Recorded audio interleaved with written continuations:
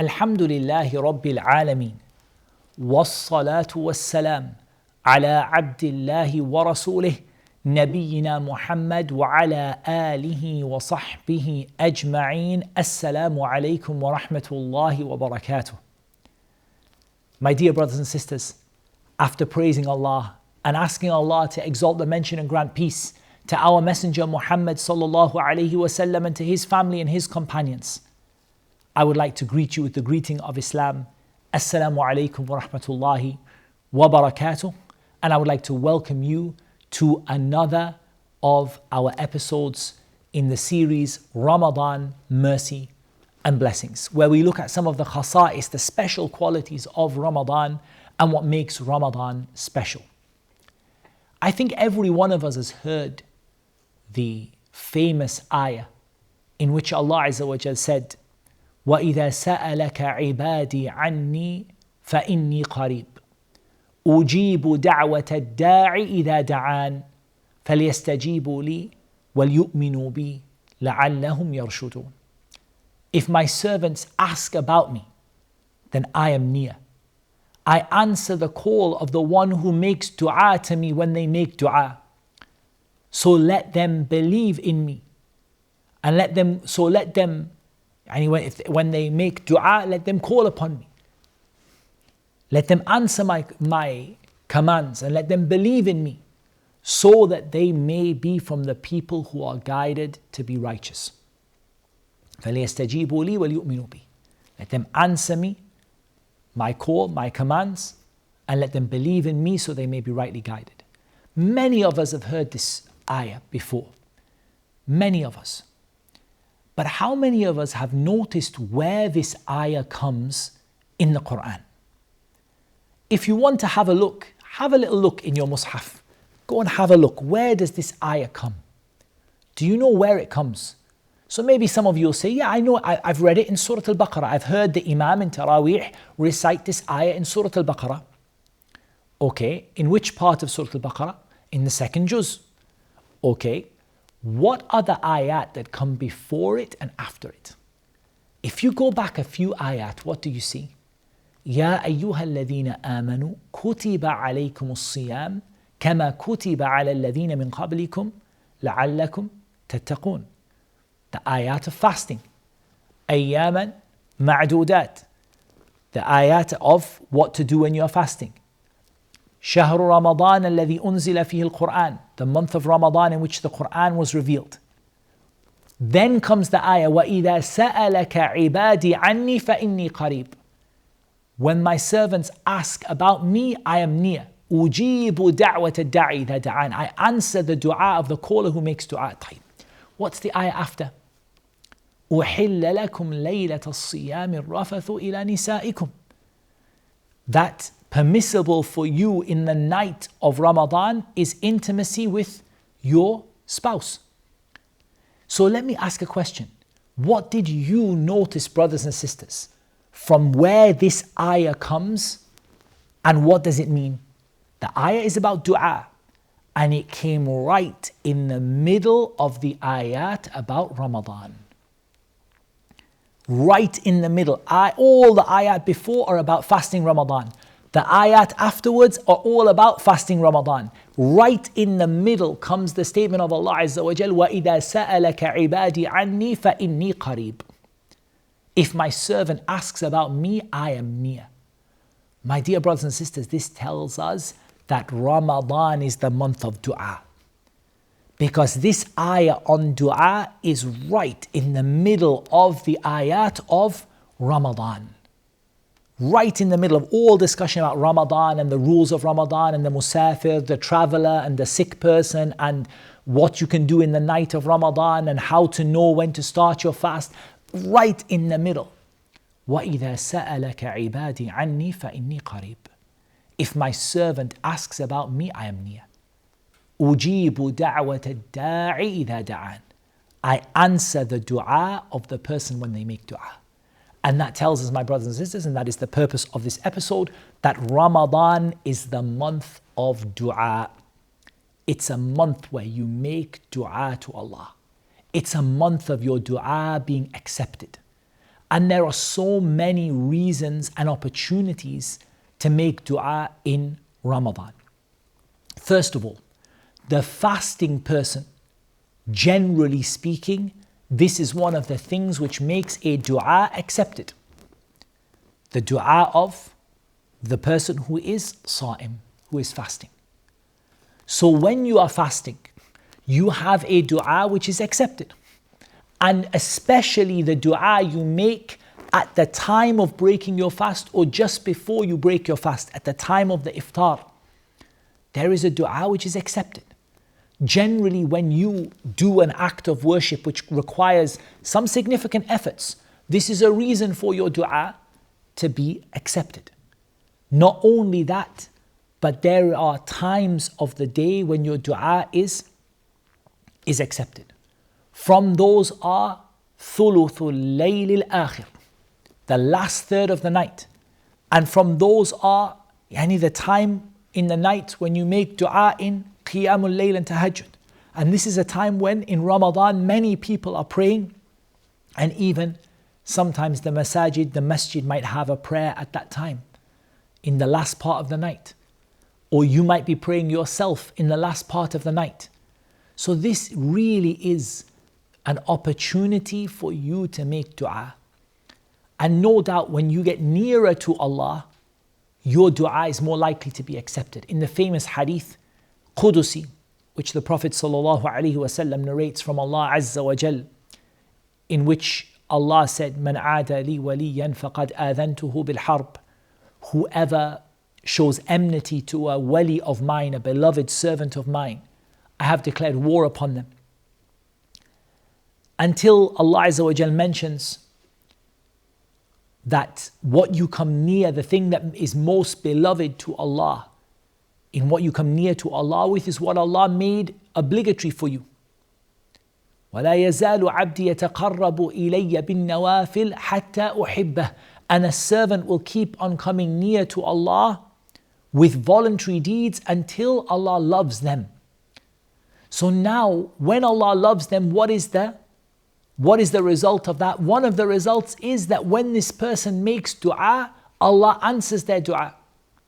وَلَئِنْ سَأَلَنِي لَأُعْطِيَنَّ. If he asks me for something, I will give him. So let's just go back again. What does he do to get to the point where his dua is answered? He does what Allah made obligatory, and he builds upon it, or she builds upon it with what Allah made voluntary. In Ramadan, how is your situation with regard to the fara'id? It's better than any other month, right?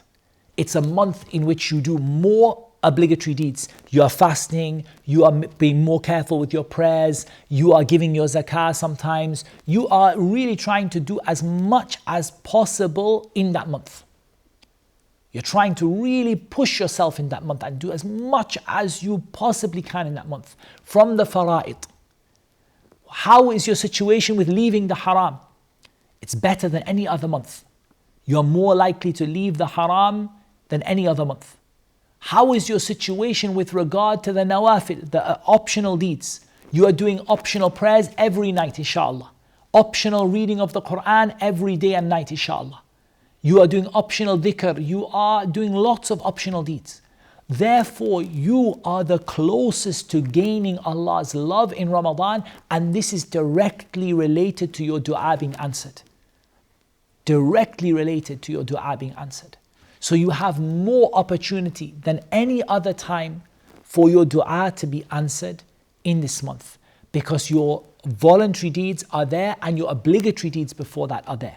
And you are further away from the sins, al-muharramat wal-makruhat, the things which Allah made haram and the things which Allah disliked. You are further away from it. And that means that you are closer to Allah, and the description in which Allah mentioned, وَلَئِنْ سَأَلَنِي لَأُعْطِيَنَّ. If this person asks me for something, I'm going to give it to them. So Ramadan is the month of dua. What are some of the etiquettes of dua, my brothers and sisters, that we should bear in mind? From the greatest of the etiquettes of dua is to make dua with Allah's names. As Allah Azza wa Jal said, وَلِلَّهِ الْأَسْمَاءُ الْحُسْنَى فَادْعُوهُ بِهَا. To Allah belong the most beautiful names, so make dua to Allah with these beautiful names. these beautiful names of Allah Azza wa Jal. So you call upon Allah with them. With Allah's greatest name, Ismullah al-A'zam, الذي إذا سئل به أعطى وإذا دعي به أجاب. The name that if you ask Allah with it, He will answer you, and if you make dua to Allah with it, He will answer your dua. This, some of the scholars said it's Allah, some of them said Al-Hayyul Qayyum, and some of them said all the comprehensive names of Allah like Ar-Rabb and Rabbana and so on. The main thing is you use Allah's names, you use Allah's names. And from the etiquettes of dua is that you introduce your dua with the praise of Allah Azza wa Jal. By praising Allah, because dua is of two types. Dua ul-ibadah wa dua ul-mas'ala. Dua of plain worship, and you're not asking Allah for anything, just praising Allah. And then dua ul-mas'ala, where you ask Allah. Like in Surah Al-Fatiha, Alhamdulillahi Rabbil Alameen, Ar-Rahman Ar-Rahim, Maliki Yawmiddin, until you get to what you want. إِيَّاكَ نَعْبُدُ وَإِيَّاكَ نَسْتَعِينُ اهْدِنَا الصِّرَاطَ الْمُسْتَقِيمُ. You introduce with Allah's names, with the praise of Allah, and then you ask Allah Azza wa Jal for what you want. From the etiquettes of dua is that you introduce with as-salatu was-salam, or you conclude with as-salatu was-salam ala nabi sallallahu alayhi wa sallam. And from the etiquettes of dua is you try to follow the wording of the Prophet sallallahu alayhi wa sallam. Alfadhun Nabi sallallahu alayhi wa sallam. Because the wording of the Prophet sallallahu alayhi wa sallam is better and nearer to Allah and has more barakah in it. Yes, it's okay if you make dua how you can. Sometimes you don't find the right wording for it. But if you can find the wording the Prophet sallallahu alayhi wa sallam used, this is the best way of making dua. To make it the way he made it sallallahu alayhi wa ala alihi wa sahbihi wa sallam. From the etiquettes that we have of dua is that when you ask Allah for something, you don't ask Him for something which is haram. And you don't ask Him for something which is bad manners or which is bad etiquettes. So for example, you're not asking Allah Azza wa Jal for something which is harmful, or something which is not going to benefit you, or something which is pointless, or something which is not beloved to Allah Azza wa Jal, but you ask Allah Azza wa Jal for that which benefits you. احرص على ما ينفعك واستعن بالله ولا تعجز. Seek what benefits you and ask the help of Allah and don't feel defeated. And from the etiquettes of dua when you are asking Allah subhanahu wa ta'ala is that you ask Allah when your heart is present. You don't ask Allah when your heart is absent. Like the person is just saying Ameen, Ameen, Ameen, not thinking about it. But you ask Allah with your heart and your tongue and your limbs. What does it mean to ask Allah with your limbs?